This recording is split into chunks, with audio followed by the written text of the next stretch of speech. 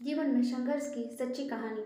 प्राचीन समय की बात है। एक शहर में एक व्यक्ति रहता था जिसका नाम चंदन था। वह अपनी पत्नी और दो लड़का और दो लड़की के साथ रहता था और वह किसी छोटे मोटे प्लांट में काम किया करता था। चंदन और उसकी पत्नी खुशी खुशी अपना जीवन व्यतीत कर रहे थे। समय का चक्र बीत रहा था और उनके बच्चे बड़े होते जा रहे थे।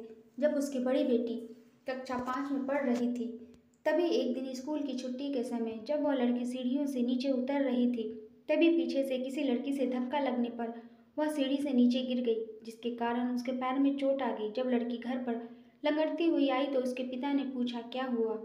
तभी लड़की ने उन्हें पूरी बात बताई। पिता ने सोचा छोटी मोटी चोट है और यह सोचकर उसने अपनी बेटी से कहा कि इसे गर्म पानी से सेंक लो, ठीक हो जाएगा। कुछ दिन बीतने के बाद लड़की का पैर फूलने लगा और उसे चलने में दिक्कत होने लगी। तभी उसके पिता ने कुछ लोगों की बातें सुनकर किसी एक ओझा को ले आए, जबकि उसे कुछ नहीं आता था और वह पैर ठीक नहीं कर पाया। कुछ समय बीतने के बाद जब उसकी लड़की की हालत और ज़्यादा खराब होने लगी, फिर एक दिन जब उसके पिता अकेले कहीं बैठे हुए थे तो वह मन ही मन सोच रहे थे कि क्या करें। तभी सोचते सोचते उनके दिमाग में आया क्यों ना डॉक्टर से दिखाया जाए। तभी दूसरे दिन वह अपनी लड़की को लेकर वहीं पास के अस्पताल में जाते हैं। डॉक्टर जब लड़की को देखता है तो लड़की के पिता से कहता है कि जल्द ही इसका ऑपरेशन करना होगा, क्योंकि इस लड़की के पैर में एक बहुत बड़ा घाव हो चुका है, जिसके कारण लड़की का पैर भी काटना पड़ सकता है। पिता डॉक्टर से पूछता है कि ऑपरेशन में कितने पैसे लगेंगे। तभी डॉक्टर कहता है 40,000 रुपये लगेंगे। पिता घबरा जाता है, लेकिन पैसे की तलाश में इधर उधर जाने लगता है। इधर उधर भाग दौड़ करने के बाद पैसे की व्यवस्था कर लेता है और लड़की का ऑपरेशन हो जाता है। ऑपरेशन के बाद लड़की अपने घर आ जाती है, परंतु लड़की के पैर में कुछ सुधार न होने के कारण पिता चिंतित रहने लगता है। इसी तरह 4 साल बीत जाते हैं तथा पैरों में लाखों लाख रुपए लगाने के बाद भी लड़की का पैर ठीक नहीं होता है, जिस कारण से पूरा परिवार दुखी रहने लगता है। कुछ समय बीतने के बाद लड़की का विवाह हो गया और लड़की के जीवन में खुशहाली आ गई।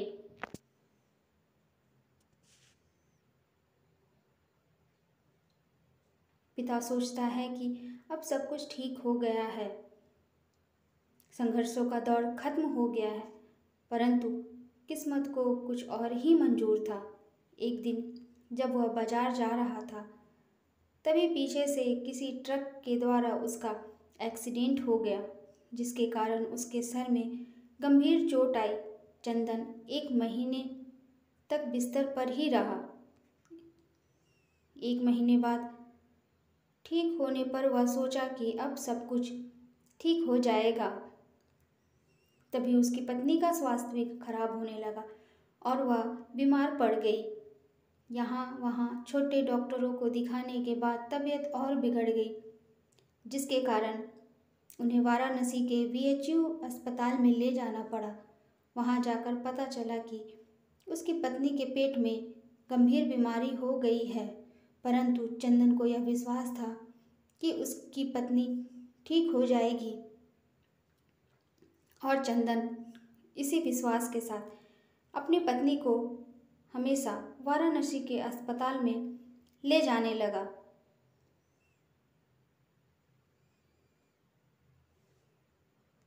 कुछ समय बीतने के बाद पत्नी की तबीयत में सुधार आने लगी। चंदन सोचा कि अब सब कुछ ठीक हो जाएगा।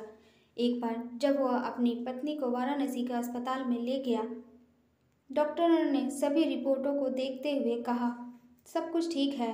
चंदन बहुत खुश हुआ और वह अपनी पत्नी के साथ अपने शहर वापस आ गया। अगली सुबह सब कुछ ठीक था।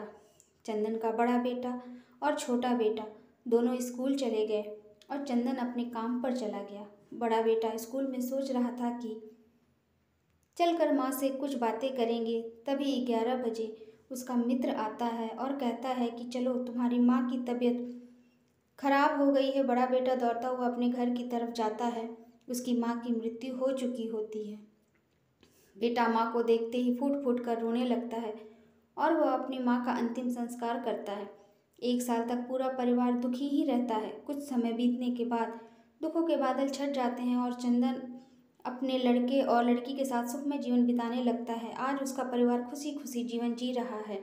दोस्तों, जीवन में सुख और दुख दिन और रात की तरह होते हैं, जो कभी अस्थायी नहीं रहते। इसलिए दुख के समय में कभी हिम्मत नहीं हारनी चाहिए तथा सुख के समय कभी अहंकार नहीं करना चाहिए। इसलिए कहा गया है, जीवन का दूसरा नाम संघर्ष है। अगर आपको मेरी ये कहानी पसंद आए तो लाइक करें।